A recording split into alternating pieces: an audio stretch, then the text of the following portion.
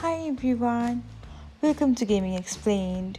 Today in this video, I'm going to guide you through how you can set the backdrop of Solitaire from your phone's gallery picture. So let's get started.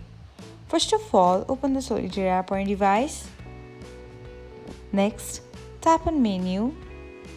Here, select themes and then tap on the plus photo album icon beside the backdrop. Now choose a picture from a gallery,